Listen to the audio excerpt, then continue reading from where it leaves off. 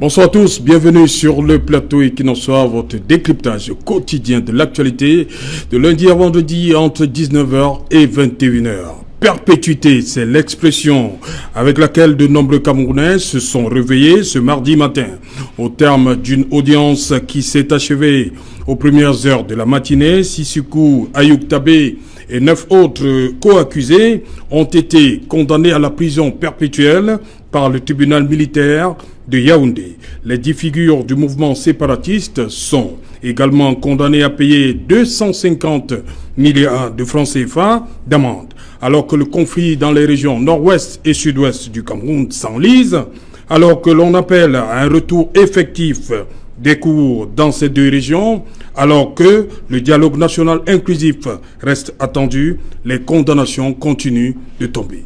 Madame, Monsieur, Equinox, c'est tout à l'heure à 20h, la grande édition d'information présentée par Cédric Noufelet. Tout de suite après, ce sera le débrief. Tout de suite, Madame, Monsieur, et maintenant, c'est le fait du jour.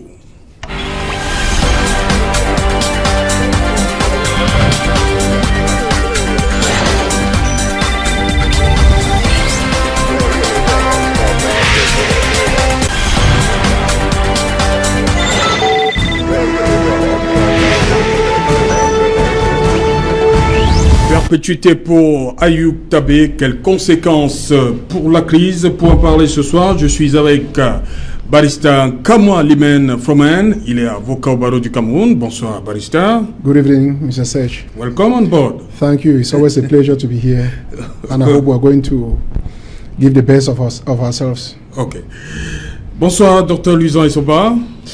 Bonsoir, Serge Tour. Bonsoir à tous les téléspectateurs de Kinos TV. Je pense que le thème est intéressant. Nous allons utiliser des arguments nécessaires pour essayer de clarifier et d'apporter satisfaction à tous ceux qui nous regardent. Ok. Jean Sémé, bonsoir. Bonsoir, M. Otto. Bonsoir. Je rappelle, Dr. Luisan Issoba, enseignant de droit public à l'université de Douala. C'est bien ça. Voilà. Bonsoir, Georges. Bonsoir, M. Otto. Bonsoir à mes copanélistes, bien évidemment. Bonsoir aux inconditionnels de votre plateau. Voilà. Jean Sémé, journaliste. Bien connu, hein, la place. Tout à fait. Bienvenue, une fois de plus. Merci. Un autre journaliste sur ce plateau, lui, c'est Prince Junior Joel Mukabe. It's always a pleasure being on set, Sesh, with the other panelists, very ripe ones, and a special good evening to those in the Northwest and Southwest. I think today's topic has got, if not 95% or 100%, that has got so much to do with them. Prince Joel, Sesh? vous avez appris la nouvelle à quel moment? Actually, Sesh, somebody called me as early as 6 a.m. today that I should clarify him that there is this rumor. I, for one, so I didn't actually take it. Le verdict a été rendu, selon nos sources, à 5h38. That is it. Somebody called me at 6 a.m. and that as a journalist, that what is going on. I was shocked like he was to tell him that that was a verdict, life imprisonment. I think in the course of the program, we shall be looking at the nitty-gritty of it. Because life imprisonment, many a time we think that it goes to people who have been caught in a flagrant delinquo, who have maybe committed murder or other grievous actions related to that. So when you give somebody life imprisonment, it means that the person's crime is so grave that he could not merit even maybe some years or some months in prison. Ok. Jean Sémé, sur ce verdict, vous, à quelle heure vous êtes au courant? Bien, pour nous qui suivons l'actualité de la crise anglophone et bien évidemment celle qui a trait au tribunal militaire, nous avons fait un follow-up depuis le début de l'affaire Sissoko Ayoub Tabé et ses co-accusés.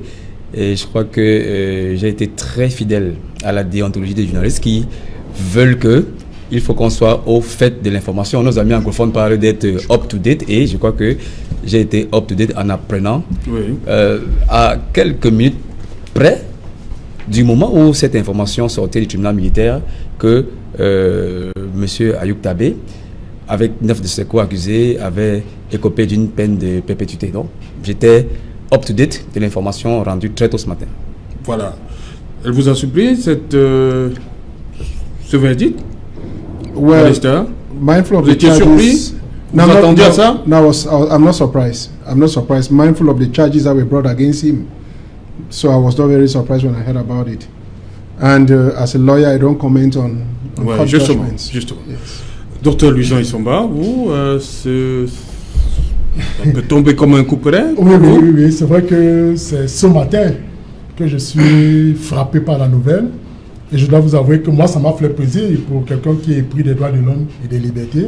Ça m'a fait plaisir de savoir que finalement, la justice militaire a rendu son verdict.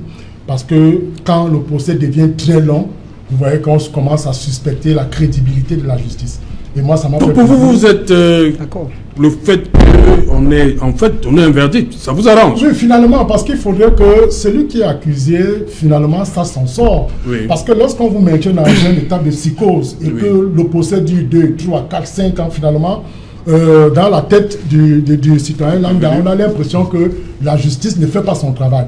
Moi, je dis, la décision tombe, pour moi, à un temps qui se veut raisonnable. Parce que autant ça dure, autant on décrédibilise la justice, parce qu'on sait les principes qui sont liés. Par exemple, le principe de l'innocence, la présomption d'innocence.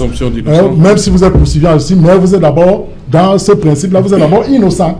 Et il faudrait donc que la décision tombe afin pour qu'il y ait un apaisement. Donc moi, sur le plan des droits de l'homme et libertés publiques, je suis satisfait du fait de ce que la justice ait finalement rendu une décision. Ok.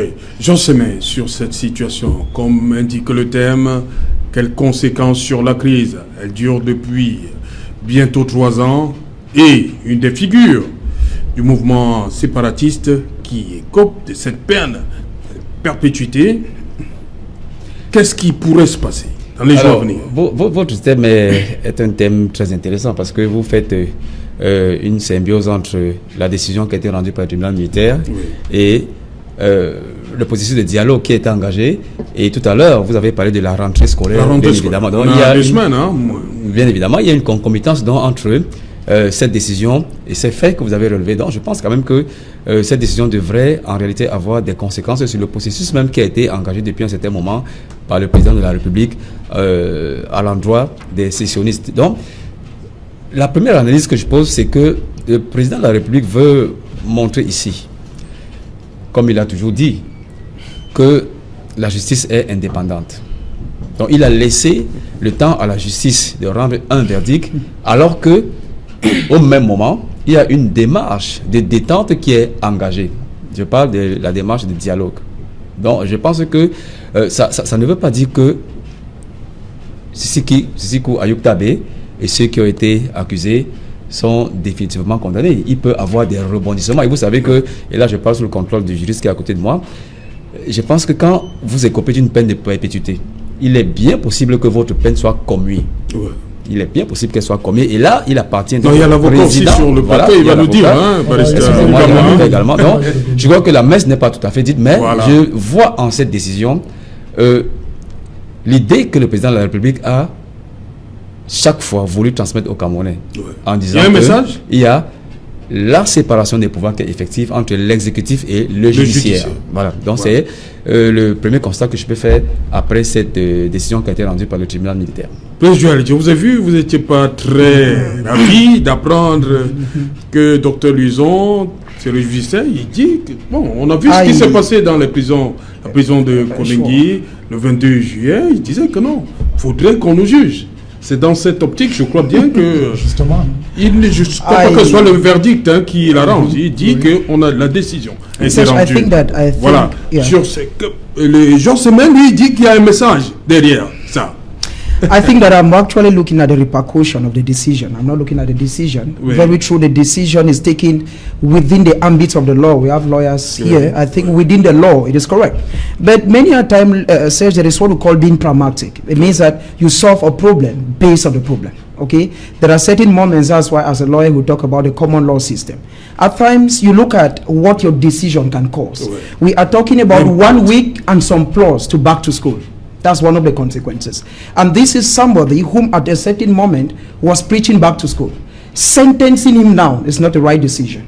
That's my own personal opinion, I feel. And then when we look at what happened in the Kondengi principal prison on July 22, and what follows suit in Boya on the 23, we saw people sing songs that this is their president. That's the person we are talking about. And we also know what some of these people are capable of doing. These are people who manipulate those who are in the field. It means that there are people that even when Sisikou is to go to prison, just for to court rather, for just a hearing, there are those who say 6 days of ghost town. It is respected. This is the person we are talking about. Now, if this person can only go to court and people respect 6 days of ghost town, how do you think those who used to respect 6 days of ghost town are going to welcome life imprisonment? We're not talking about 10 days. We're not talking about 10 years. We're talking about life. It means that except other legal parameters are brought to book, we're talking about somebody who has gone. So I feel that it is rather going to play negatively on the part of the state. I think that the state has rather given those who are preaching what Sisiko is thinking a right mark. It means that when they go back to the ground and they'll say, okay, we were telling you these things, but you did not believe. This is what we're saying. Okay. So it is going to have a negative twist. I would have preferred that this thing should come, or the sentence should come when schools must have effectively started, okay? Because normally, yes, someone should give the impression that nothing is happening. Oui. Because if the state is coming our way with a few days, few weeks, okay, to back to school, and then somebody who must warn the masses, take it or leave it. We know what a leader of an opinion can create. We know what Hitler did in Germany. He was not much loved. Hitler was an ex-convict. We know what Nelson Mandela did. He was an ex-convict. So we should look at a litany of these people and struggle to look at the repercussion. Okay. I fear a lot of things are going to happen in the day side. I am not a prophet of doom. But when I, as a journalist that I am, when I follow the day-to-day actions of Sisiko, Julius Ayuktabe, and the others, I fear a lot of repercussions is going to come up. If somebody for respecting a Monday goes down can have his finger chopped off, if somebody for working in CDC can have their toes chopped off, then what do you expect the people are going to react when they know their own leader they believe in has been sentenced to life imprisonment? It is just an indirect way of telling that person that what you are saying is correct and that the other party does not share with the way you believe it. And I feel that, like I said, the decision is not timely. Okay. It's not timely. Docteur Luzon Issoumba, pour Georges Sémé, c'est là une preuve que les pouvoirs sont séparés. Séparation de pouvoir judiciaire, l'exécutif qui n'est plus pas sur le judiciaire. Monsieur Otto, oui? Je comprends votre question, mais ce n'est pas ce que je pense. Mais c'est le message, du président. Voilà. C'est bien, ok. Voilà. Le message du président répercuté sur ce plateau par Georges Sémé. Non, pas du tout. Moi, je sais que le président de la République est le président du Conseil supérieur de la magistrature, et je sais très bien que la justice de notre pays n'est pas indépendante de l'exécutif. Voilà. Mais le message qui veut transparaître à travers cette décision, c'est que la justice fait son travail et l'exécutif peut faire l'autre côté du travail. Pourquoi pas en commuant la peine? C'est quoi, vous l'avez dit tout à l'heure. Voilà, d'accord. Et il y a aussi Prince Joel qui pense que la décision n'est pas, ce verdict n'est pas le bienvenu. C'est pas important. Je dois pouvoir vous indiquer que, en fait, tout d'abord sur la question de la séparation des pouvoirs, notons simplement qu'il y a une séparation organique, on voit très bien. Théorique. L'exécutif, le judiciaire et le législatif. Mais déjà, le seul fait que le président de la République préside au Conseil supérieur de la magistrature, nomme les magistrats, les revoque, ne permet plus de croire à une certaine indépendance. Donc ça peut être discutable jusqu'au bout. Moi, je dois pouvoir dire que, peut-être pour militer en faveur de l'option que prend l'autre côté, Joël, que la décision n'est pas opportune parce que nous sommes à quelques jours de la rentrée scolaire. On peut justement entériner ce propos. Mais moi, je voudrais, M. Serge Tout, pour que les téléspectateurs sachent un peu où l'on va, développer un peu les différentes séquences de cette affaire. Parce que Sisiko Ayuktabe est à la tête d'un mouvement qu'on appelle l'Ambazonie, enfin d'un État, il veut mettre en place un État qu'on appelle l'Ambazonie. Et par là, il se fait accompagner de 9 autres personnes. Et dans cet élan-là, on estime qu'il veut diviser l'État du Cameroun, c'est-à-dire qu'il veut faire affranchir 2 régions du Cameroun, c'est-à-dire Bamenda et Boya, de l'autorité de l'État.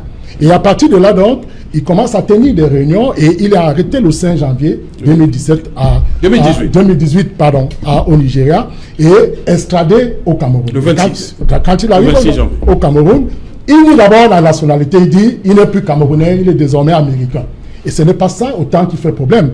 Mais quelques mois plus tard, il est d'abord tenu 10 mois au service de la gendarmerie à Yaoundé. Et c'est après cela qu'il est transféré en prison. Et maintenant, quand il est transféré en prison, il demande à rencontrer le président de la République hors du pays. C'est-à-dire qu'il est pose, il dit, il veut rencontrer le président de la République hors du pays. En terrain neutre. En terrain neutre. Et il voudrait qu'on libère tous ceux qui sont impliqués dans cette affaire. Et justement, il demande un cessez-le-feu dans ce qui est posé. Et finalement, la procédure se durcit. Ces avocats estiment que ces droits ont été bafoués Et à un moment donné, donc, bien entendu, le procès donc connaît l'issue fatale que nous avons eu hier. Oui. Et vous savez que il encourt une sanction grave. Pourquoi? Parce que les actes entrepris par Sissi Kouyaté et ses co-accusés visent justement la déstabilisation du Cameroun et la division. Or, notre article 1er alinéa 2 de la Constitution dispose que le Cameroun est une république une et indivisible. Donc cela porte atteinte à l'unité non seulement du peuple, mais à l'unité territoriale de l'État. Et à partir de là, on estime que c'est un acte terroriste. Normalement, la sanction qui correspond à un tel acte, c'est justement une condamnation à mort. Mais le juge l'a condamné à une réclusion criminelle à vie, c'est-à-dire à une condamnation à perpétuité. Donc cela veut dire qu'il ne va quitter la prison que par la mort.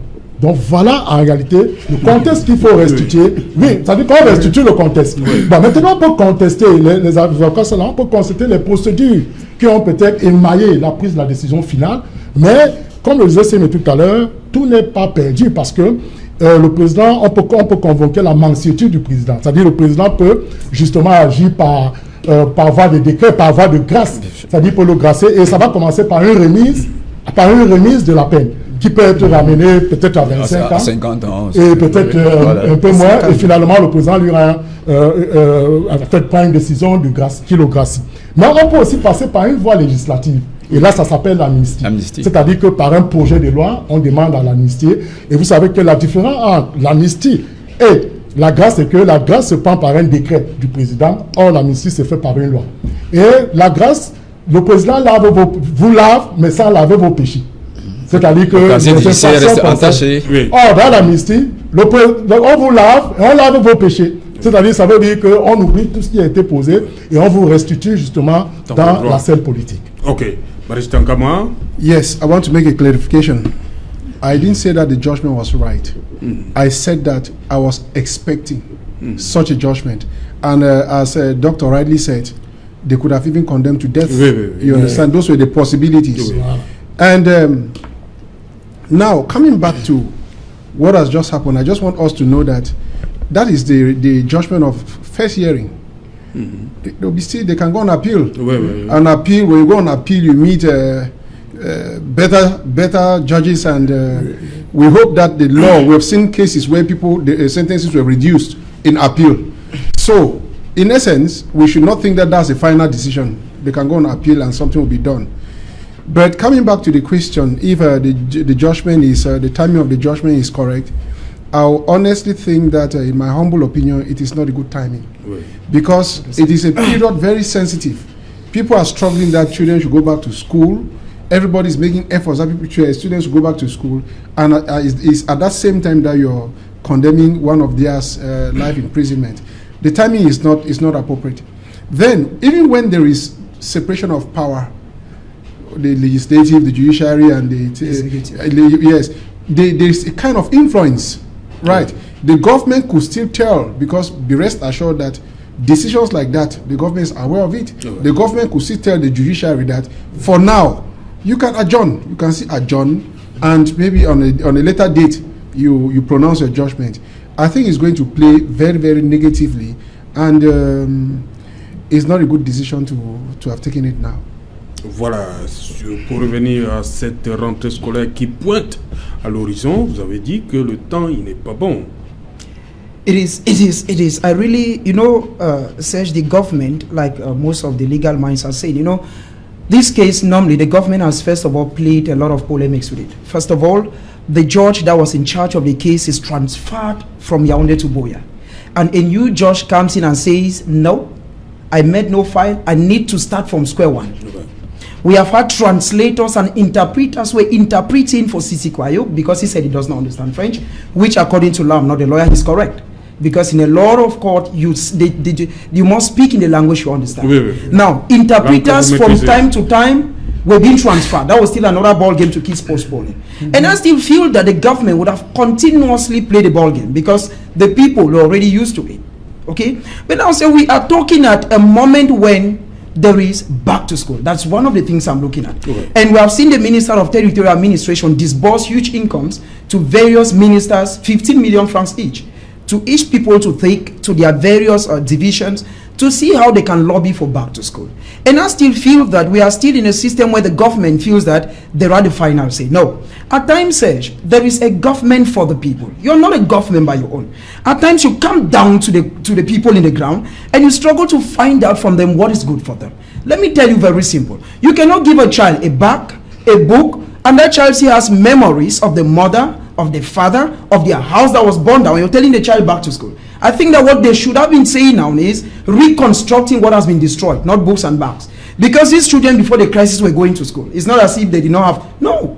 And then you come down few days when some few parents, because from the findings are from the ground, some few parents believe and think that no, at least we have suffered much. Let us send our children back to school. You're condemning one person. It is still coming to coincide with one of the opposition political parties, the SDF, that says in November, if the government does not solve, I'm quoting what they said in their NEG meeting, they said, it is the head of state, Paul Biya, who started the war in the Northwest and Southwest. And they're holding him responsible to solve it. And instead of solving, we keep adding more wounds. We know international communities in this country, in the world, Serge, like the Human Rights Watch, that said the head of state, that said the Cameroon government should liberate these people. We know about even lawyers in Nigeria who said that it was first of all illegal to have taken these people from Nigeria to come on and bring them back. Now, when you take this decision single-handedly, you have not only told the international community that you are untouchable, you have also told those of the legal mind that you're untouchable. I'm now looking at the consequence, the man in the quarters. I know what this, so just forget about this condition what's sitting. I know what this thing can cause in Akwaya. I know what this thing can cause in Mamfe. I know what this thing can cause in Kambe, in Akwa, and some of those villages. Because these people, take it or leave it, Serge, there is what we call a leader of opinion. Okay? If you go even to Akwa where we are, there is what we call les enfants de la rue. They have their president. And each time their president says do this, they do just what the president says. It means that at one time, whether legally or illegally, Sisiko Ayub Tabe had won the hearts of so many people. Okay? And these are the people I'm looking at. I'm not looking at him individually. Because him individually, in court severally, he had made his verdicts. That he's not even part of the country. And that they can even do anything they want with him. But I'm looking at the common man. I bet with you that says more people are going to leave the Northwest and the Southwest after this decision. Because they know the repercussion. I know it. I feel it. I've been in the grounds. I know what is happening. It's going to cost for more days. Remember that when they were just going to court, the guys already called for a ghost town. From the 2nd, when school is starting, to the 6th. They already said, okay, let us block the first week of school. When the verdict had not even come out. Now that the verdict has come out, it is, we have lost enough of this thing. This thing started gently. If the head of state, or rather those who are around the head of state, did not arrest the Agbobalas who met for the consortium, we would not have gotten to this level. If uniform officer did not smash legal minds, if they did not beat up teachers, we would not have gotten here. And you're adding more salt to injury. Nobody loves this country more than us. All of us are Cameroonians. We love it very well. And I think it is not still late. Like the legal minds, to me, I felt that is a final decision. But like the legal minds are saying, that there is still need for an appeal. Voilà. If the head of state can still make an appeal, soonest, before school starts, it will be a timely one for you. Georges Seme, cette décision, on l'a vu avec la descente du Premier ministre, surtout dans le nord-ouest et au sud-ouest, un regain de confiance. Et est-ce qu'aujourd'hui, cette décision peut avoir un impact sur la reprise des activités, même comme il y a toujours les ghost towns chaque lundi? Est-ce que cette décision va impacter sur cette reprise visible dans le nord-ouest et le sud? Alors, sur ce plateau, le débat est en train d'achopper sur le timing, ou si vous voulez, le moment. Oui, le moment où la décision du tribunal militaire a été rendue publique. Je pense que c'est un moment tout à fait ambigu. C'est ambigu. Oui. Ambigu parce que le tribunal militaire a rendu sa décision au même moment. Bien avant, d'ailleurs, il y a eu un processus de dialogue qui a été engagé, comme l'avait dit par le Premier ministre, mais dans quelques semaines également, il y a le début de la rentrée. Quand on rassemble tous ces éléments, je pense quand même que ce n'est pas parce qu'il y a la rentrée dans 2 semaines, ce n'est pas parce qu'il y a une dynamique de dialogue que la justice devrait s'arrêter. On devrait rendre justice. Et c'est pour ça que tout à l'heure, je parlais de la séparation des pouvoirs. On doit rendre la justice. Mais maintenant, il y a d'autres processus qui sont engagés. Ça ne veut pas dire que le modèle qui est donné par le président de la République d'engager un dialogue va s'interrompre. Mais il y a le mauvais côté de la décision qui concerne la cristallisation des idées sécessionnistes. Et là, je partage le point de vue de mon confrère, parce que le risque, c'est que les sécessionnistes peuvent penser que le pouvoir veut continuer dans le bras de fer, en plus de la voie armée. Et ça risque de crisper davantage la situation et avoir un impact négatif sur la rentrée et même sur le dialogue. Mais ça ne veut pas dire que la vie judiciaire devrait s'arrêter.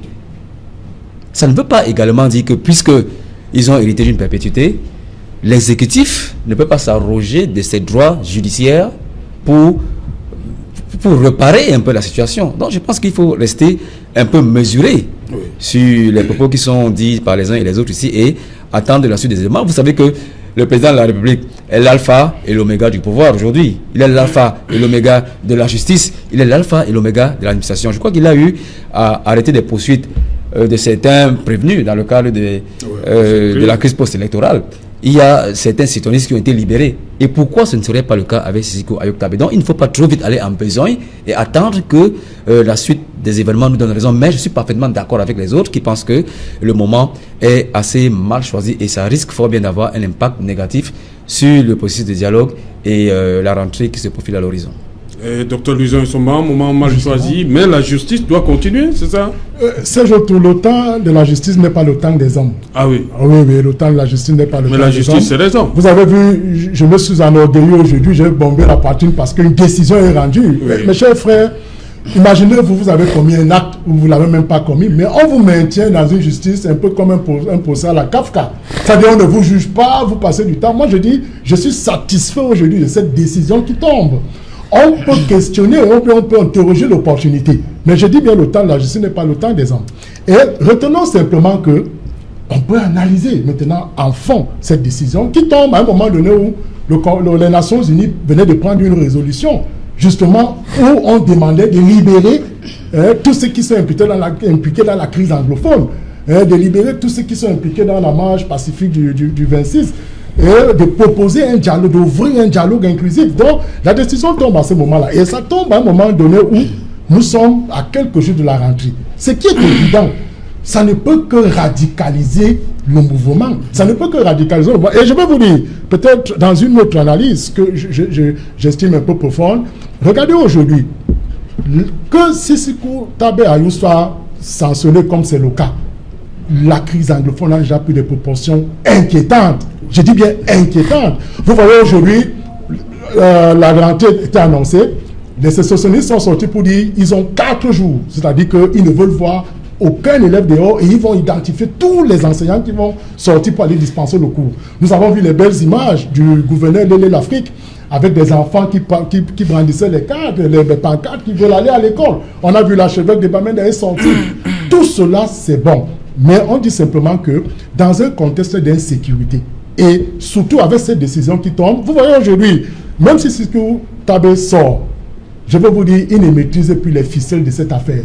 C'est un peu comme ce qu'on nous a appris, oui, en sciences politiques, c'est-à-dire un phénomène de sissiparité. Quand un ver entre dans un fruit et que les vers se multiplient dans le fruit, finalement, on ne peut plus identifier le véritable ver qui est entré. Donc cela veut dire que cette crise aujourd'hui a pris des proportions très inquiétantes. Vous ne pouvez pas vous imaginer en profondeur que Sisiko Tabé Ayok lui-même ne peut plus maîtriser cette situation. Mais retenons simplement dans les analyses communes ici, retenons tout simplement qu'on peut interroger l'opportunité de cette décision, mais retenons de manière finale que le temps de la justice n'est pas le temps des hommes. Et surtout qu'un célèbre penseur disait que lorsque les portes de l'école se ferment, ce sont celles des prisons qui s'ouvrent. Donc vraiment, tout Camerounais est soucieux de ce que l'école reprenne dans ces zones dites querellées. Et je vais vous dire, dans la hiérarchie des structures dans un État, vous avez d'abord l'éducation, vous avez la santé, vous avez la justice, vous avez l'agriculture. Vous voyez, voilà l'emploi. Voilà les éléments qui sont structurés. Or, ça veut donc dire que c'est l'éducation qui est la base ou le socle de développement d'un État. Un État ne peut pas se développer si ses ressources humaines ne sont pas intellectuellement assises. Donc voilà un peu ce sur quoi on peut... Et M. Nsomba, je pense que ceux qui pensent qu'aujourd'hui le moment a été mal choisi pour le tribunal militaire de rentrée de justice, c'est ces mêmes personnes qui disaient que le procès dure. Le procès dure. Il y a donc ce paradoxe-là qui nous fait penser aujourd'hui que je crois qu'il faut que la justice se fasse quand même en dehors de ce qu'il y a d'autres démarches, qu'elles soient administratives ou sociales ou financières, que vous voulez, qui se mettent en branle depuis un certain moment. Donc je pense qu'il faut quand même prendre cela comme c'est arrivé et attendre la suite des événements qui viendront certainement dans les Barista, je vous ai vu yes, I just want to make my co-panelists understand that the government has its obligation, and one of it is peace. Yes. Right, it's peace. Yes. And that no institution works in an eyesore. Yes. There is a correlation. And the honest truth is that this period, parents are, the government and other stakeholders are craving that students should go back to school. When they adjourn a matter for a month to give this kind of verdict is different. You understand? But to have taken that decision now, it is not a good decision. But when I look further into the decision, it could equally mean a means to come to a solution, because the government, the presidency has the right, the capacity to give a pardon. Presidential pardon can still work. Yes. So we should not really think it's all is lost. No, we should not think all is lost. We can still go on appeal, and something will change. But I still maintain the fact that the time was extremely poor. It was not a good time to do this. Joël, la décision est tombée, mais il y a recours. You know, one irony or one thing that keeps battering me or beating me is the fact that a lot of persons think that they love these children education more than the parents. No, none of us here can love these children in the Northwest and the Southwest more than their own parents. And I feel that some of the children who are still in the Northwest and Southwest today, Serge, is maybe because their parents do not have those means to move them. Lycée de Bonaberi, for instance, is already full. Now, so they do. It's full. All over is full. Now, we are looking at a decision that comes, like I said before, Serge, to me, like I can carve this decision under one word, which I would say is a political blunder. It's a very big political blunder.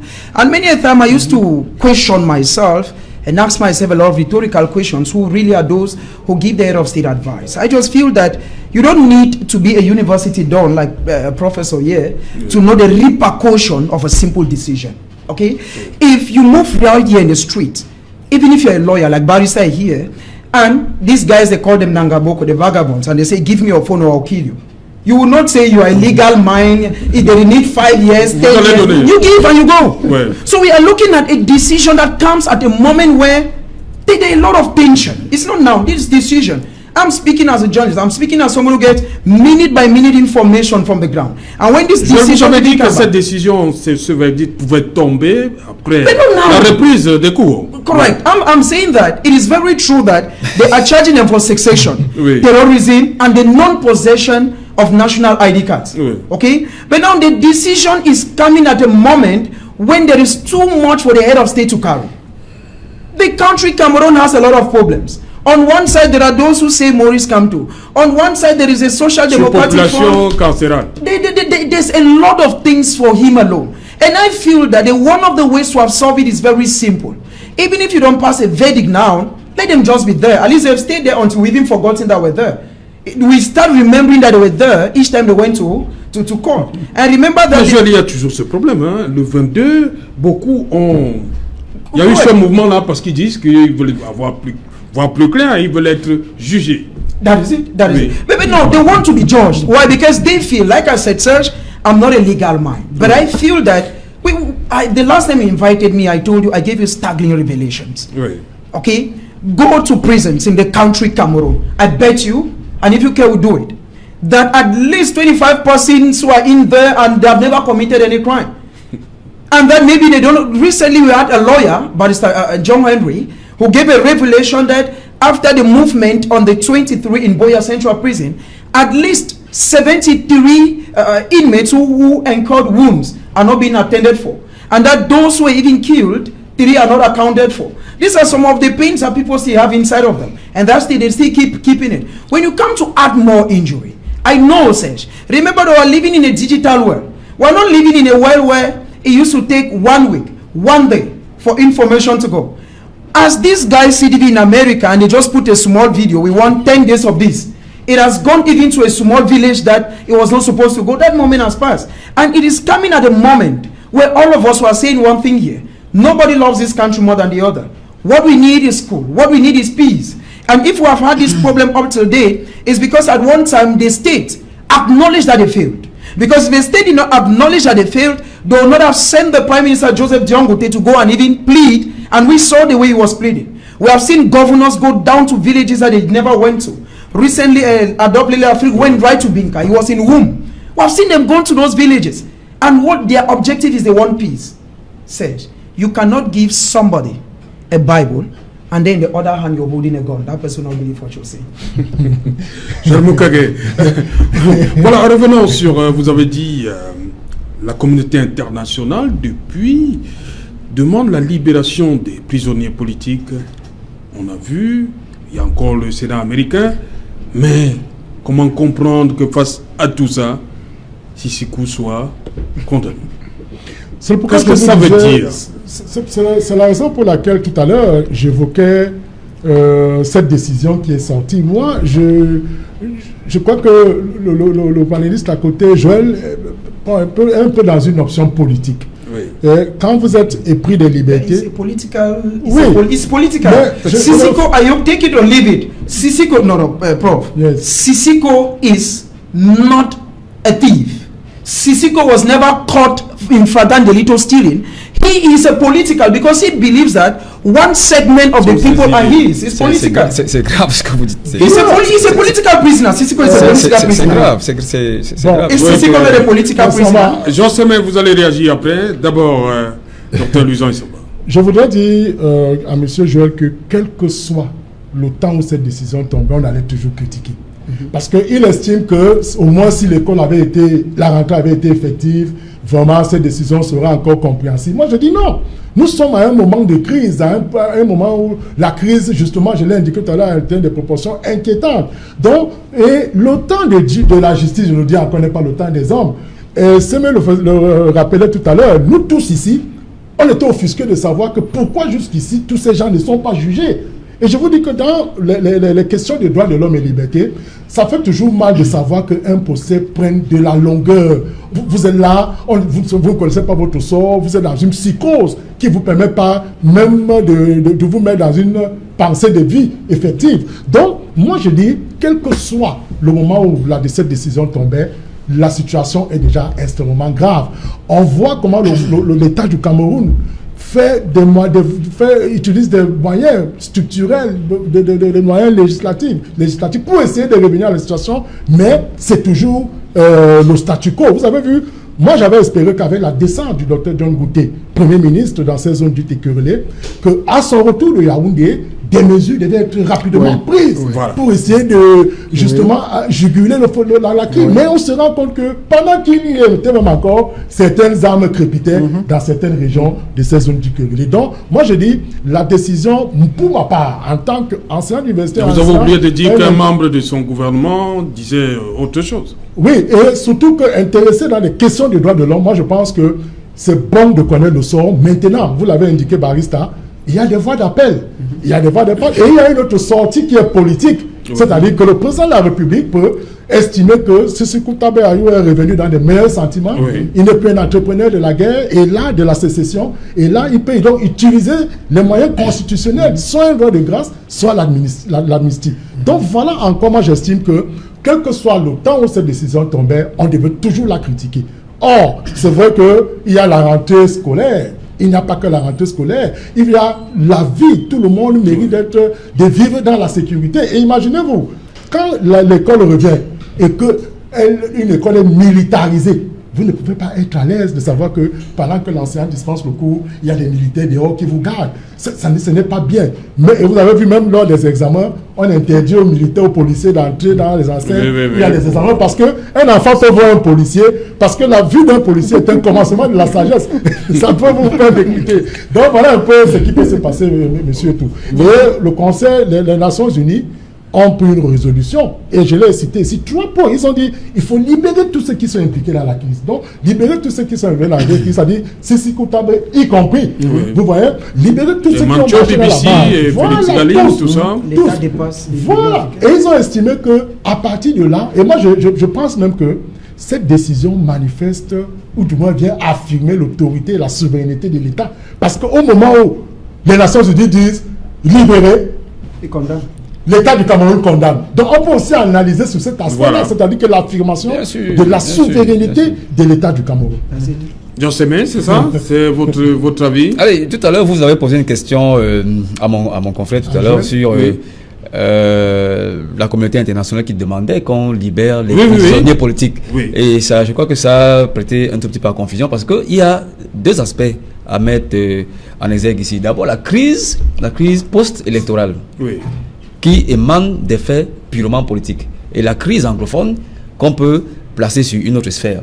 Et il faut rappeler ici que Sissoco Ayok Tabé et ses comparses ont été condamnés pour des faits qui n'ont absolument rien à voir avec la politique. Destruction des biens, apologie de la sécession, défaut de cadre national d'identité.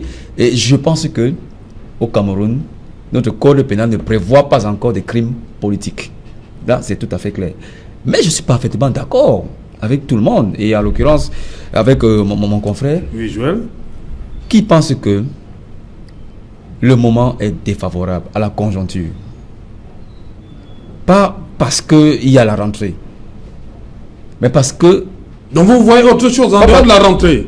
il y a un dialogue qui est entamé. Oui. Et il y a, Dialogue n'a jamais et il y a été entamé. l'unité du pays qui est menacée. Est-ce que vous comprenez? Que cette décision soit rendue avant ou après la rentrée, je crois qu'il y allait toujours avoir des crispations, comme l'a dit le professeur tout à l'heure. Ok. Si elle était rendue, supposons, après la rentrée, qui vous dit que les citoyens n'allaient pas perturber cette rentrée? Ça aurait pu être bien évidemment le cas. Si elle a été rendue aujourd'hui, je pense que ça veut dire que l'État du Cameroun est souverain, malgré les pressions internationales. Ça veut dire que le dialogue, les prémices du dialogue peuvent continuer. Les prémices du dialogue peuvent continuer. Oui, et ça veut dire également que l'exécutif peut encore créer un coup de théâtre. Mais j'avoue, comme nous le pensons tous ici, que le moment n'était pas le moment indiqué pour prendre une telle décision. Barista, est-ce que ça I- présage quoi? Que des prisonniers politiques commencent à être You know, condamnés comme ça? to Ça me, va s'arrêter à Ayuk? yes, they cannot do that to Maurice Campos and the other. The offenses are different. Oui. Yes, the offenses are different. Oui. And as I said, all is not lost. There is still an appeal. L'appel, And oui. much can bien sûr. transpire during the appeal. So all is not lost. But I want to make it a point of correction that my co-panelist talks about the peace, the processus pour la paix. Il n'y a pas encore un processus de la paix dans ce j'ai dit pays. prémisse. Il y a eu... Prémisse, vraiment, Ok, prémisse. non, d'abord, tu avais Barista. utilisé... J'ai dit prémisse. Tu avais d'abord dit processus. Voilà, voilà. Donc la création des institutions... Voilà, merci. On va revenir après le journal. Bonsoir Cédric Nouffelé. Madame, Messieurs, nous allons donc observer notre première pause.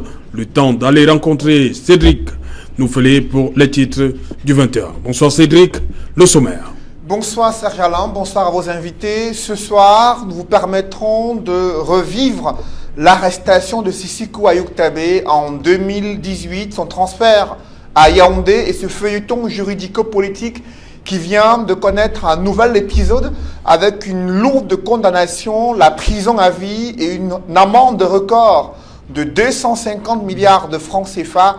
Comment réagissent les avocats, la société civile et la classe politique à la suite de cette décision de justice? Vous les écouterez dans le journal de 20h. Nous évoquerons également ce soir la réalité dans la région du centre. Lorsque vous sortez de Yaoundé, c'est une autre réalité que vous vivez, notamment dans le département du Bamekim, là où les routes sont impraticables. Pour ceux qui veulent se rendre en Gabé-Dikar, il faut contourner par Bafoussam et Fumban. Ce soir, c'est une série de reportages qui débute avec un long reportage réalisé par nos envoyés spéciaux dans cette partie du Cameroun qui vont raconter le calvaire des usagers dans le journal de 20h. Nous parlerons également ce soir de la mobilisation des organisations humanitaires, notamment les Nations Unies, qui tiennent à voir de plus près la situation à l'extrême nord du Cameroun, là où de nombreux réfugiés nigériens, centrafricains et même les déplacés camerounais sont encore confrontés à des situations assez difficiles. Nous parlerons également ce soir, Serge Alain, de la réaction des politiques après ce bras de fer apparent observé entre le gouvernement et la présidence de la République à propos des nominations des directeurs généraux et PCA d'entreprises publiques dont le mandat est arrivé à expiration depuis près d'1 an, selon la nouvelle loi entrée en vigueur au Cameroun. Et d'autres sujets seront évoqués dans le journal de 20h. Voilà, madame, monsieur, fin de cette première partie Equinox Soir. Je vous retrouve après pour Equinox Soir, deuxième partie, le temps du débrief. Madame, monsieur, place tout de suite au journal de Cédric. Mais les populations sont loin de voir le goudron arriver, elles qui sont pourtant confrontées à cet épineux problème d'enclavement dans un bassin agricole, l'un des plus productifs du Cameroun. Voilà, madame, monsieur, c'est l'essentiel, l'Equinox Soir, deuxième partie. Bonne soirée à vous, Cédric. Bonne soirée à vous, Serge Alain. Rendez-vous demain, 20h. Rendez-vous demain, 20h. Madame, monsieur, dans un instant, la suite. Equinox Soir.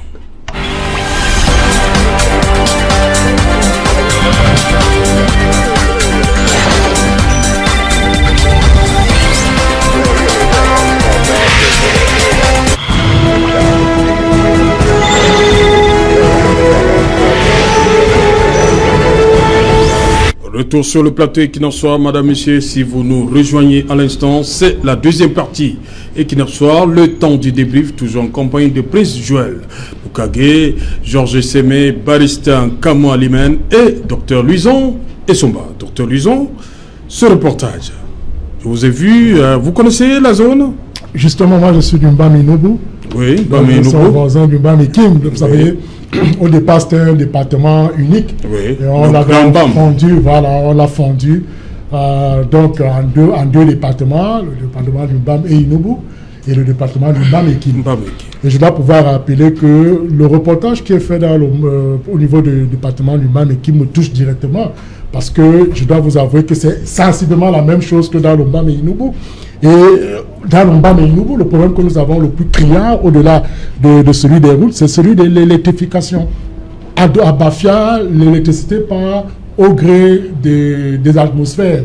Quand il fait très chaud, la lumière s'en va. Quand il pleut, la lumière s'en va. Et je vous dis, c'est une vérité. Moi, je sors de là. Et ça, c'est très difficile. Même lors des moments des examens, ça met à mal les enfants qui apprennent, les petits commerçants qui se battent avec vraiment cette lumière trouvent des difficultés énormes. Donc moi je pense que pourtant deux zones extrêmement riches. Je dois vous avouer que l'Ombam et Kim est riche en agriculture. C'est-à-dire que si vous avez besoin des bons ignames, vous avez besoin du bon manioc, ça ressort de là, mais il n'y a pas de route. Quand vous partez de Bafia pour Ngoro, mais je vais vous dire que le bac que vous traversez est un bac ancien qui ne fonctionne pas avec l'électricité, mais au gré de la marée. Oui. Et il y a deux longs fils qui juste les deux extrémités. Et je vous dis, vous êtes exposés à tout moment. Donc, c'est un reportage qui m'a particulièrement touché. Et j'espère que toute l'élite mbamoise, surtout du Mbam et Kim, puisse se mobiliser. Ils ont une grande élite. M. René Sadi Emmanuel, qui est depuis 30 ans à la tête et qui occupe les hautes fonctions au sommet de l'État du Cameroun, aurait quand même pu faire quelque chose pour ce département du Mbam et Kim. Vous voulez... Oui, j'ai vu, je viens de sur la route ou bien ce qu'il a dit? Non, sur la route, effectivement. Ah, sur la route, ok, voilà. Non, voilà. Permettez d'abord, Barista Kamoa, vous avez été touché par ce reportage, ce magnifique reportage de Marcelin Gansop et Yaoundé. Yeah, it is terrible. It's really horrible to see images like this in Cameroon, and mindful of the fact that there's so much money coming from that area, it is disheartening to think that there's no development done there. And to my sad, the knowledge I just got that they have an elite who could help them to develop the place, and nothing has been done. You see, but it reflects our society. It reflects Cameroon. Because even in Douala, we don't have roads. So it's just Cameroon. It's just Cameroon. Bien, je pense que je viens d'assister à un magnifique reportage, mais qui traduit une triste réalité. Une triste réalité, j'allais même dire une crise de la voirie nationale, la voirie régionale, la voirie départementale ou rurale. Mais malheureusement, c'est un drame national et ça intervient au moment où, effectivement, il y a cette polémique sur la pénétrante est de Douala qui apporte beaucoup de désagréments aux populations de Douala. Et je vais rejoindre le professeur tout à l'heure qui dit que la région du Mbam et Kim regorge d'immenses richesses. Donc elle devrait mériter quand même une voirie qui reflète quand même cette richesse. Et vous savez qu'il y a la notion aujourd'hui de route économique. Donc pour faire le rapport entre la richesse d'une région et les routes qui devraient, quelqu'un devrait mériter. Mais je pense que c'est un drame national et le Cameroun vit aujourd'hui une véritable crise de la voirie. Ok. Des images comme celle-là, on les a vues, je crois, la semaine dernière, toujours dans le journal de Cédric Nouffelé. On était dans la région du sud-ouest où on a vu des véhicules 4x4 remplis de régimes de plantains. Sesh, I think that c'est des battes dans des bourbiers.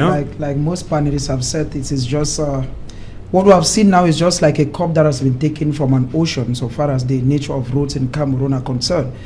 Like the other colleague said, we followed the Minister of Public Works, oui. Whom Emmanuel Ngannou-Jomesi here in Douala is talking about the East Entrance. Even the minister himself had to spend moments, minutes, hours on the same road.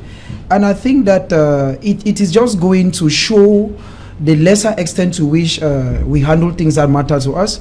I'll tell you that, Sesh, if this your report, I'll just finish this report, was to touch other areas in the town Cameroon, you not maybe like what will come over, because I give example from Bamenda. If you go to Bamenda, you want to go to Kambe, if somebody knows that area, the condition is not easy. Talking less about Misaje in the state Donga Mantoun. For you to leave Bamenda to Misaje in Donga Mantoun is 15,000 francs a fare. And these are still some of the roads that when a minister comes for campaign, parliamentarians come for campaign, they just take the main parts. And when they come with their already programmed journalists who will not say the reality, they only take those areas that the people should see. And this is what the common man who votes for you goes through on a daily basis. Okay? They don't go through. Like he said, I'm shocked and I'm taken aback that somebody who is the government mouthpiece, the Minister of Communication, should come from an area like that is really deplorable. I'm talking about the road, not the village. I'm saying that, Serge, this is just a small, if you were to go, there are people who come from worse areas than this. Okay, the former Prime Minister, Filimuya, if you could see where he came from, leaving Bamenda to go to Oko before coming down to Misaje, it takes him a lot of time. And these are just some of the realities, Serge, that we go through in our country, where parliamentarians come during the hot moments and you vote for them. Once they amass your money, you only see them next year when they come with salt, sugar, and maybe some tablets of savon for you to vote again. Je sais, mais il faudrait qu'on essaye de voir clair sur cette affaire d'élite. Est-ce que c'est le rôle des élites de bitumer les axes? On nous a souvent dit à un moment que les élites influencent souvent, ont souvent, entre guillemets, détourné des projets. Est-ce que ces élites ne peuvent pas aussi, comme a dit Dr Luzon Essoba, c'est le Dr Luzon Essoba qui a parlé. Est-ce que les élites ont pour vocation comme ça de... Il a pris un cas, pas tant. Il pourrait le faire à titre personnel. Oui. Mais bitumer à titre personnel? À titre personnel, c'est possible. Oui. C'est bien possible. Et c'est où le mot élite revêt tout son sens. Oui. Mais ils sont d'abord des commis de l'État, des fonctionnaires. Et dans le cadre de ces fonctions, je pense qu'il appartient au ministre des Travaux publics qui gère le fonds routier qui est divisé en deux guichets, le guichet investissement et le guichet entretien. Il appartient au ministère des Travaux publics, bien évidemment, de veiller au bon fonctionnement de la voirie urbaine, à l'entretien de la voirie urbaine, à la réhabilitation de la voirie urbaine ou à la création d'une bonne voirie, qu'elle soit urbaine, qu'elle soit intra-urbaine, nationale, régionale, départementale et tout ce que vous voulez. Donc il y a de l'argent pour ça et il faut juste de la volonté politique. Vous questionnez le rôle des élites. Oui, les élites, je disais que nous appartenons tous nous venons tous de quelque part. C'est un village. Mais je crois qu'il appartient d'une volonté personnelle de chacun de sortir des fonds personnels pour goudronner, si vous voulez, ou alors réhabiliter une route dans sa propre localité. Mais ce rôle appartient d'abord au ministère des Travaux publics qui, comme je disais, gère deux guichets, un guichet entretien et un guichet investissement pour créer ou réhabiliter les voies. Voilà, on va dire merci à Élisée Bokba et Marcelin Gansop pour ce magnifique reportage dans le département du Mbam et Kim. Vous aviez la parole tout à l'heure avant le journal de Cédric Barista Kamoa. Vous pouvez achever votre propos? Yeah, I was opposing to the fact that my co-panelist said there was a dialogue, or at one moment say the process, the processus of a dialogue in Anglophone region, and I was telling him that there is no dialogue. The Prime Minister went down to declare intention that nothing has been done up to today, and we don't know why the head of state is still very, very silent on it, and it makes the whole thing it makes the Prime Minister looks like how do I put it, like a person who is not serious, because you cannot go down to the field as a Prime Minister and express. Donc la parole du Premier ministre, Dr. Joseph John Ngouté, yes, en doute. Yeah, of course, and I think that he should not be very comfortable in that condition. Whereas when he went to the Northwest and Southwest, he was well received, and he was a very humble person. We saw a humble Prime Minister who met with the people, promised them that there were going to be dialogue, and thereafter nothing, which is just the bitter reality of our country. But I still ask many times why the head of state, who is supposed to bring peace in this country, is still very, very lukewarm towards what is happening to the Northwest and Southwest. Serge, I tell you, if you go down to Northwest or Southwest, you know, you believe that you are in a war zone. It is very, very frightful. Okay. Docteur Louison Issomba, le dialogue avec la condamnation de Sissikou très tôt ce matin et les 9 autres, le dialogue... C'est ce que nous appelons le tout neveu. Je voudrais paraphraser... On peut espérer encore? Ce sera bien difficile. Ce sera bien difficile parce que je l'ai dit tout à l'heure dans mon propos polygoménal que du retour du Premier ministre, le Dr. John Ngouté, de ces zones dites querellées, on aurait pu... D'abord, il avait déjà balisé le terrain. On aurait donc pu rapidement enclencher les processus. Et ça prend tellement de temps maintenant que le doute et l'incertitude sont en train de nous captiver, sont en train de nous enserrer, tout simplement parce que les mesures n'ont pas suivi le retour de la présence du Premier ministre dans ces zones dites querellées. Et c'est de bon droit parce que le Premier ministre est celui qui exécute de manière pratique la politique générale définie par le président de la République. Donc, étant parti là, et il avait dit que le président lui a demandé de venir prendre langue avec les uns et les autres. Maintenant, en balisant le terrain, il va revenir pour mettre en place des mécanismes d'un dialogue inclusif. Et vous savez, la question n'est pas simplement celle, justement, des deux zones dites querellées. Elle doit intégrer tout. En fait, elle intègre la réalité de tous les Camerounais. Parce que regardez un reportage que nous venons de voir. Les co-ministres ici présents, chacun reconnaît que pour aller à son village, c'est compliqué.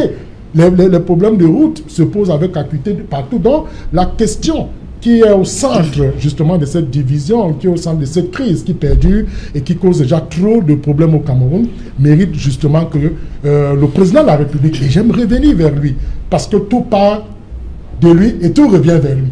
C'est la raison pour laquelle je dis, nous supplions et recommandons au président de la République de pouvoir prendre un discours spécialement centré sur la question du Nord-Ouest et du Sud-Ouest. Un discours c'est-à-dire entièrement consacré. Un discours, c'est-à-dire qui sort des canons conventionnels, c'est-à-dire le 10 février et le 31 décembre. Qu'il prenne un discours, et spécialement sur cette question. Parce comme il a fait en février 2008. C'est que ça va résoudre la question. Non, regardez, Georges Sémé, vous êtes Georges Sémé, moi je parle d'abord du fait que au commencement était la parole. Et que le président de la République, ne serait-ce que par une parole, je ne veux pas dire que ce serait un coup de bâton magique qui va arrêter la crise. Non, ça peut au moins apaiser. Parce que quand vous avez 10 enfants et que 2 pleurent dans une chambre, vous n'allez pas chaque fois envoyer les seuls. Que le Dieu lui-même s'en va. On a des panélistes qui expliquent que le président est un Dieu. Donc que le Dieu s'en va donc régler lui-même ce problème en commençant par la parole. Et maintenant on l'a vu. Personne ne va le nier. L'État fait tout et pour tout pour mobiliser un certain nombre de structures. On a vu la commission de désarmement et de l'intégration, la création de la commission du bilinguisme. L'autre fois encore, on a mis un comité d'urgence. Donc tout est fait pour l'État parce que je me rappelle au dernier discours du président, il a dit je mettais toute mon expérience pour pouvoir ramener la paix dans ces zones. Et on se rend donc bien compte que lui-même, en convoquant, qui mettra lui-même son expérience, mais je ne sais pas si c'est un coup d'État stratégique, parce que le Sangara n'y parle d'un coup d'État scientifique, mais moi je parle d'un coup d'État stratégique, parce que quand elle est stratégique, ça veut dire que c'est sur le terrain que les gens implémentent peut-être de la mauvaise manière. Donc moi je pense pour ma part que le président de la République devait remonter sur le créneau, faire un discours spécial sur cette question du Nord et du Sud-Ouest, même si Bien entendu, les autres estiment que le discours ne fera rien, mais je pense d'abord que quand le père a ses enfants, c'est d'abord la parole qui... Je vais revenir sur le discours, posant la question à Jean-Sémé. Allez-y donc d'abord, Joël. Serge, I think that haven't gathered much. We think that what the head of state has just done today, or the proclamation that came today, has proven two things. One, that Paul Atanganji was right when he said the form of the state is non-negotiable, and that Joseph Diongote was wrong when he went to the Northwest and Southwest and gave people the impression that there is dialogue in the pipeline, because it's clear. You cannot condemn somebody and come talk back to them the next day. And it brings two things. It brings to the fact that at one state we have the impression that some people are figureheads, whereas they are the real ministers behind. And it also goes a long way to show that the government, take it or leave it, is being hypocritical so far as solving the Anglophone crisis is concerned. Why? Because the head of state has a yam and a knife to solve this thing. It was actually on the 30th of November 2017, the head of state was coming back from Abidjan, when he said, that is what is documented, that he is aware of what is going on in the country and that he's going to trash it. And one of his presidential address to the public, he said, l'État va les neutraliser, something like that. It means that the head of state or the country, Cameroon, is going to use all measures to neutralize all those who are concerned in the crisis, which they have already started. Condemnation of those who are concerned, and other persons is just to tell the people that any person who has any idea to pick up arms against the state is sovereign, it is non-negotiable, nobody talks to the state, and nobody should think anything that is contrary to the state. And like we said before, coming back to it, that it is high time this government rethink its strategies, its communication strategies, because we have communication like the Minister Rene Emmanuel Sadi always does. It is only when there is a problem that he comes to support the state. Now, there are times the communication minister should talk, because normally what has come up today, maybe tomorrow or after, the communication minister will normally call for the press and want to give or throw light on what is ongoing. I think the government would have won much, because a lot of persons, even Sisiko, do not forget, says that when this thing started, Sisiko was for direct separation. That's what he was saying. Right. And at one moment he said, we can dialogue. Right. And it's the same person you're condemning. It means that you are showing bad faith to somebody who is giving you a handshake. It is high time we come back and we discuss these things before they get from the fire that we're already, or out of the fire, to worse situations. J'en sais mais tout à l'heure, lorsque le docteur Luison parlait de cette sortie du président de la République sur la crise, vous ne semblez pas être d'accord, mais on a vu l'effet de la descente du Premier ministre John Gouté. Vous pensez qu'un discours du président ne pourrait pas apaiser les tensions là-bas? Écoutez, depuis que la crise anglophone a déclenché, je crois que le président de la République a dû faire au moins 7 discours. Parce que non, le docteur Luison dit que ce soit un discours sur la crise. Il a déjà fait au moins 7 discours. Il avait l'occasion de se prononcer de façon plus concrète sur la crise anglophone. J'en sais, mais vous avez suivi la sortie en 2008 du président de la République. Oui. Elle était axée essentiellement sur les événements de février. C'est dans ce sens que Luison veut souhaite une sortie de président Biya. Et le docteur disait tout à l'heure que, et je suis tout à fait étonné de ce qu'il fasse, qu'il demande encore qu'on fasse des discours, alors que lui-même disait que la crise prend des proportions inquiétantes. Donc je crois qu'on ne devrait plus faire des discours. Il faut des actes concrets de détente. Pas des actes administratifs où il faut créer des commissions qui vont nous faire dépenser de l'argent. Mais si le président de la République créait, par exemple, il nommait un médiateur de la République spéciale pour la crise anglophone, est-ce que ne serait-ce pas un acte de détente? S'il organisait un collège qui allait gérer, qui allait discuter des choses, des questions anglophones, est-ce que ça n'allait pas être un acte de détente au lieu de venir faire un autre discours? Non, je crois qu'il faut aller droit au but, vers des actes de détente. Et je pense que voilà, le discours peut contenir ces annonces-là. Oui, mais je pense que pour ne pas nous perdre le temps, qu'on prenne un acte administratif de détente, on nous crée une commission qui va peut-être entamer le dialogue que nous espérons tous, que nous appelons tous de nouveau, ou alors créer un commissaire spécial qui va s'occuper de l'organisation de ce dialogue. Je crois qu'on aura suffisamment avancé. Sur un autre aspect, je crois que la décision qui a été rendue par le tribunal militaire n'est pas une déclaration de guerre bis, comme on peut le penser ici. Ce n'est pas non plus un enterrement de la paix. La justice doit suivre son cours. La République doit continuer à fonctionner. Et qui vous dit que tout le problème anglophone se résume sur Sissoko Ayok Tabé? Personne ne peut le certifier ici. La crise anglophone, c'est un tout. Ça ne se résume pas seulement à Sissoko Ayok Tabé. Vous comprenez? Il peut maintenir en prison Sissoko Ayok Tabé et libérer peut-être Manchou Bebiksi. Ce sera un acte de détente. Donc, je pense que ne restons pas toujours focalisés sur Sissoko Ayok Tabé, alors qu'il y a d'autres préoccupations qui pourraient apporter des solutions de détente pour décrisper l'atmosphère. Voilà. Ok, merci. Nous sommes arrivés au terme de l'émission. Merci, Dr Luison. Merci, Joël. Merci, Jean Sémé. Merci à vous, Barista Kamwa Fromen. Madame, Monsieur, nous sommes arrivés au terme de cette édition. On se retrouve demain, 19h. Bonsoir, Ngoumou.